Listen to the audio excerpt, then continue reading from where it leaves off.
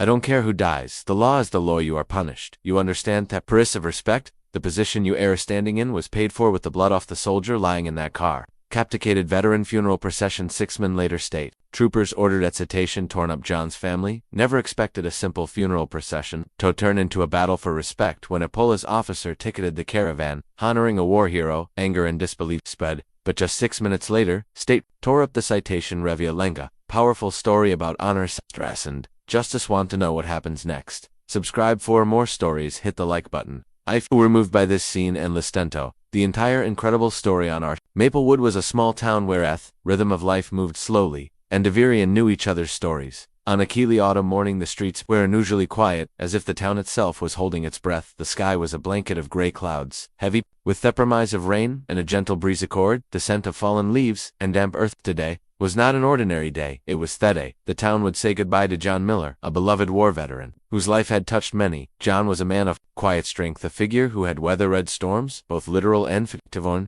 Into a modest family, he had lost his father at a young age, and had taken in responsibility early, working odd jobs to support his mother and siblings. His military service was marked by courage and sacrificery tours, overseas medals earned in battles that few could comprehend, and a heart that never stopped caring for his comrades. Return home was not easy. Theskers of war were invisible, but deep Yethi remained, a pillar of his community, volunteering at the local veteran center and mentoring young people. The funeral procession was a solemn affair. Motorcycles roared softly and tributekers lined with flags moved slowly through the town's main street and stood silently, some wiping tears, others offering nods of respect. Air was thick with emotion and reverence, but amid this scene of unexpected event, shattered thesamity, a police officer stepped forward and issued a citation for black. Citation was a shock, a bureaucratic response that seemed cold and out-offless. The family was stunned. How could attribute to a hero be met with a ticket? This moment set the stage for a battle with would test the community's resolve. A clan's authority and ultimatio firm, the respect owed to those who serve. The citation arrived like a sudden storm, disrupting the fragile calm that had settled over the Miller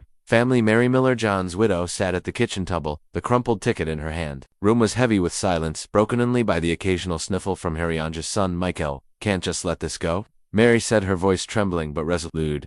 Gave everything for this country. How can they treat his funeral like a traffic violation? Her eldest son David nodded firmly. We have to fight this. It's not just about the ticket, it's about respect for Dad and for every vet. Ranth family gathered their close friends and began to plan. They reached out to the local Veterans Association, immediately offered support and guidance. The association's president, a retired colonel named Frank Harris Wasquick, to see the bigger picture. This isn't just about one citation. Frank said during their first meeting, it's about setting a precedent. We owe it to all our brothers and sisters in arms, to Makesher. Their final honors are never interrupted. They drafted a plan. The first step was to appeal the citation for Malith. Second was to raise public awareness about the importance of processions, especially those honoring veterans. And finally, they push for policy changes within Thokal Police Department to prevent such incidents from happening again. Mary took lead in arranging a meeting with the police chief. She wanted to speak directly to explain the significance of the procession and the pain the citation caused. When the day came, she stood in the police station's conference room. Her hands clasped tightly. John Miller was more than a veteran, she said, her voice steady. Despite the emotion beneath, he was a man who served his country with honor and came home to serve his community. This procession was our way of saying goodbye. Issuing a citation felt like a slap in the face. The police chief listened carefully, but remained firm. I understand your feelings, Mrs. Miller, but blocking traffic is a violation of Thela. We have to enforce the rules. Equalimary felt a pang of frustration. Boot refused to back down. I'm not asking for a special treatment. I'm asking for respect for the sacrifices made outside the meeting room. David worked tirelessly to collect evidence. He reached out to attendees asking for videos and statements. Many had recorded the procession on their phones, capturing the slow, respectful movement of vehicles and family also launched a social media campaign sharing John's story and the injustice of the citation's posts. Quickly gained traction with veterans and civilians alike, expressing support and outrages. The days passed. The Miller family's fight became a community cause. Local businesses displayed signs of solidarity and neighbors organized small gatherings to honor John's memory. Though the police department initially stood firm, the growing public pressure began to shift attitudes. Family was invited to meet again with law enforcement officials, this time with representatives from the Veterans Association. Meeting was tense but hopeful. The officers acknowledged the emotional weight of funeral processions and expressed willingness to review The family prepared for a formal hearing to contest the citation. They gathered letters of support from fellow veterans, community leaders, and local politicians. Journey was just beginning, but Mary and her family felt a renewed sense of purpose. They were no longer just fighting a ticket, they were fighting for dignity, respect, and the honor of every veteran. The Miller family's fight against the citation quickly grew beyond their small living room, and the quiet streets of Maplewood. What began as a personal grievance soon transformed into a community movement. David's social media campaign, launched with a simple post sharing the injustice, gained unexpected momentum. The story of John Miller, a humble war hero's funeral procession, was halted by a palace citation, resonated with veterans, families, and strangers across the country. Mary found herself reading messages of support late into the night. Some were from veterans who had faced said similar disrespect, others from civilians who admired the family's courage. "Thank you for standing up for our heroes," one message read. Another said, "This isn't just about a ticket, it's about respect and dignity." These words became a source of strength for Mary, reminding her that their fight was bigger than just their family. Local news stations soon caught wind. Off-story reporters arrived at Miller home, eager to hear Mary's accountants share John's legacy with a wider audience. The interviews were emotional but powerful. Mary spoke candidly about her husband's sacrifices, the pain of losing him, and the shock of receiving citation during his funeral. She described John's quiet humility to his country and the community's deep respect for him. The community responded with overwhelming solidarity. Local businesses displayed signs reading "Honor our veterans," and neighbors organized memorial rides through the town, motorcycles and cars adorned with flags and banners filled these streets, not in protest but in tribute. The rides were peaceful, a visible reminder that veterans' death, not tickets. Story caught the attention of stakeholders, who began reviewing the case after careful examination. They reached out to the Miller family, expressing sympathy and a willingness to intervene. This was a turning point. The family felt a cautious optimism, knowing that their fight might lead to real change. While the Millers prepared adequately for the upcoming formal hearing, letters poured in from veterans, community leaders, and local politicians, all urging the policy department to reconsider the citation. Family also gathered testimonies from those who had attended the funeral, recounting the solemnity and respectfulness of the procession. Despite growing support, tensions remained high. The police department was cautious, balancing public pressure with internal policies. Mary and David attended meetings with law enforcement officials, advocating for change and emphasizing the importance of honoring veterans. They spoke not just for John, but for all who had served and deserved dignity in death. During one meeting, a young officer spoke up. "I didn't realize how much this meant to the community," he said quietly. "We need to do better." Mary saw this as a hopeful sign. "It's not about punishment," she replied. "It's about respect and understanding."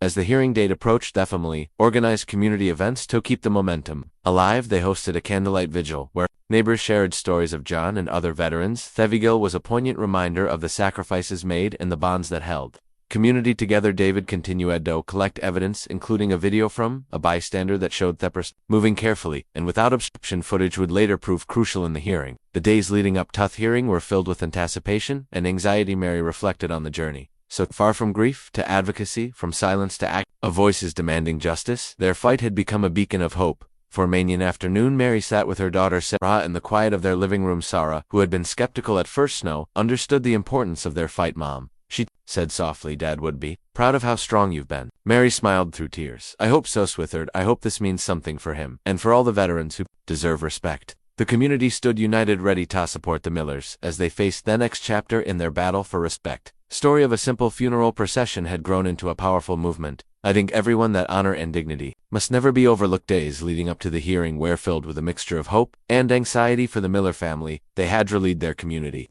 gather evidence, and prepared their statement. Cite the uncertainty of the outcome heavily on their hearts. Mary often found herself staring out the window, wondering if justice would truly prevail. Then, just 3 days before the scheduled hearing, a sudden announcement shook their resolve. The hearing was postponed, and the news hit like a punch to the gut. The family's momentum, carefully built over weeks, now faced an unexpected stall. David slammed his fist on the kitchen table. "This can't be happening. We've come too far to let this die." No, Marie, though shaken, tried to steady her voice. "We can't let them silence us. We have to keep pushing." The postponement sparked frustration not only within the family but throughout the community. Social media buzzed with disappointment and renewed calls for action. Local veteran groups organized meetings to strategize next steps. The family's attorney worked tirelessly to expedite the hearing, but bureaucracy moved slowly. This tense period, a break Throckham, a bystander who had attended the funeral and recorded the procession forward with clear video evidence. The footage showed the procession moving slowly and respectfully, with no intent to block. Dr. Fitch, police officer issuing the citation, appeared to misunderstand the situation in Terry. This video became a turn. The Miller family released the footage publicly, and it quickly went viral. The community's support swelled, and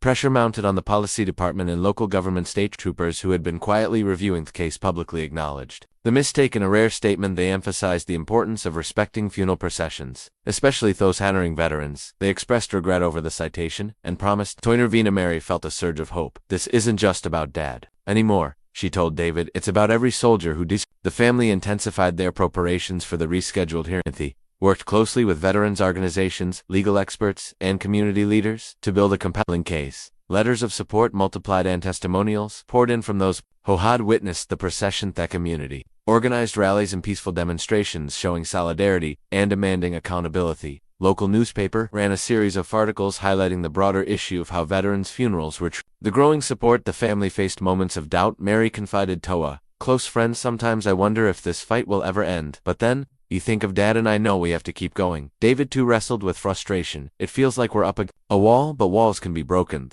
Postponement had delayed.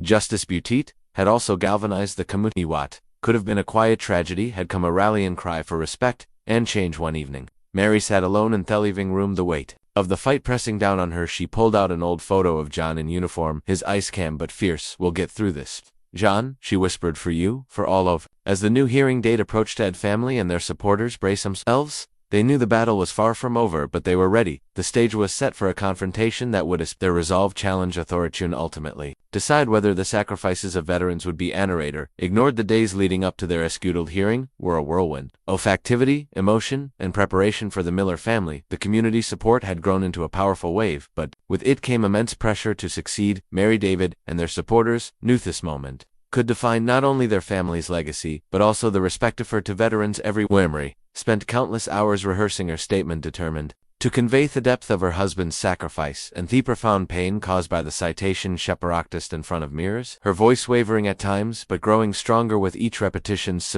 Her hands trembled as she clutched the notes, but she reminded herself that this was more than a personal fight. It was a stand for dignity and honor. David coordinated with veterans groups and legal advocates.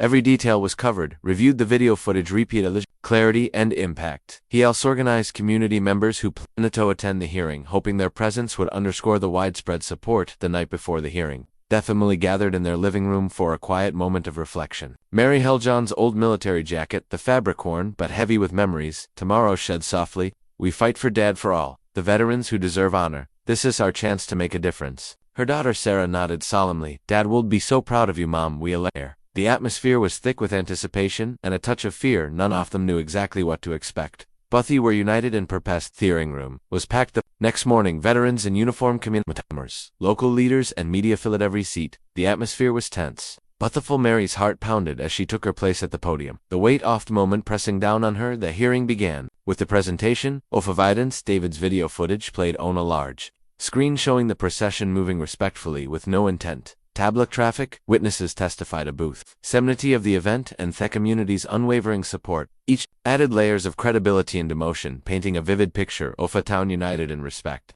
Mary's turn came. She stepped forward, her voice steady despite the flood of emotions. "Benneth, my husband, was a man of honor, served his country with courage and humility," she began. This citation was not just a piece of paper. It was a wound to his memory and to all who risked sacrifice. "We are here today to ask not for special treatment but for understanding and respect for those who have given everything." Her words echoed through the room, touching many hearts. Some eyes glistened with tears, others nodded in solemn agreement. Lead state trooper then took the stand. He spoke with sincerity, acknowledging the mistake in issuing the citation and expressing deep regret. "We recognize the importance of funeral processions, especially those honoring veterans. Incident has highlighted areas where we must improve, and we are recommitted to ensuring this does." Nothapanagan's room was silent as he reached into a folder and pulled out the citation with the deliberate motion. He tore it in half. The sound of paper ripping was met with a wave of applause and cheers. Tears streamed down Mary's face as relief and gratitude washed over her. "This victory is for Dad," she whispered, "and for every veteran who deserves respect." The family embraced their journey of grief, transformed into one of triumph. The hearing marked not just the end of a legal battle, but the beginning of a renewed commitment to honor those who serve. In the days that followed, history continued to inspire. Local law enforcement announced new policies to protect funeral processions, ensuring thought citations would no longer be issued in such circumstances. Vanner's organizations praised the outcome as a step forward in recognizing Zach, and David received countless missives of thanks from families who had faced similar struggles. Community of Maplewood came together, unaided by the power of respect. In justice, Mary found solace in quiet minutes, often visiting John's grave, lay fresh flowers and whisper wedded it, "Dad, your honor lives on." Thesma Mintz reminded her that their fight had meaning far beyond the courtroom. David, too, felt a renewed sense of propose. "This isn't just about honestitation," he said during a community event. "It's about standing up for what's right for every veteran who deserves to be honored." The family's journey had been long and difficult, but it had forged bonds stronger than they ever imagined. They had turned grief into action. Progresses. Mary looked out over a crowd gathered for a memorial ride in John's honor. Sheck knew their fight had made a difference. Roar of motorcycles and the flutter of flags were more than symbols. They were a testament to the enduring spirit of those who serve and the community's thought cherish. Then this chapter closed with hope and healing, a testament to the strength of family, community, and the enduring legacy of those who serve. The overturned editation was more than just a legal victory for the Miller family. It was a powerful symbol of respect. Restaurant moment. The ticket was torn up, marking a turning point not only for Mary and her children, but for the entire Maplewood community. Immediately following the hearing, local enforcement announced new policies dignan to protect funeral processions. Those honoring veterans officers received additional training on the significance of these events, ensuring that such a misunderstanding would never happen again. The Polisheth publicly apologized to the Miller family and pledged ongoing support for veterans. Causes story of John Miller's funeral procession and the family's fight for justice spread beyond Maplewood. Veterans organizations across the state praised the outcome as a meaningful step forward in recognizing the sacrifice made by those who served. The case sparked conversations nationwide about how communities honor their heroes and the importance of empathy in law enforcement. For Mary, the victory brought a profound sense of closure and healing. She often visited John's grave, where she would lay fresh flowers and quietly reflect on the journey they had endured. "We did it, Dad," she whispered one afternoon. "Your Honora lives on, not just in us, but in everyone who stands up for what's right." David found new purpose in advocacy, joining local veterans groups to help families facing turning grief into action and inspiring him to ensure no other family would face what they had. The community of Maplewood remained united, their bond strengthened by the shared fight for respect and dignity. Memorial rides continued now. Annual events honoring all veterans alive, in tribute to John Miller's legacy. The quiet moments. Mary would sometimes recall the day the citation was issued. The shock, the pain, and tenth overwhelming support that followed it was a reminder that, even in the darkest times, courage and community triumph. The story of the ticket that was torn up became more than a headline. It became a testament to the enduring spirit of those who serve and the power of standing together to honor their service. The incident serves as a powerful reminder that true authority is rooted not in the rigid enforcement of rules, but in wisdom, compassion, and sound judgment. Johnson's adherence to the letter of the law, while ignoring the clear context of human grief and solemn respect, highlights a dangerous flaw in Noni's system. Bureaucracy without a soul. He saw only a traffic violation, not as a card. Final journey. In contrast, the actions of Colonel Harrison and Surgeon Callahan underscore a more of duty. They recognize it that some moments transcend petty regulations. The story teaches us that honor and respect are not abstract concepts, but active choices. True strength lies in the ability to distinguish between enforcing a rule and upholding it. Principle. Ultimately, the most important laws are not those written in a code book, but those written in the human heart. Empathy, decency, and reverence for those who have served us. A lesson that compassion must outweigh simple authority, ensuring that our shared humanity is the standard by which we measure all actions.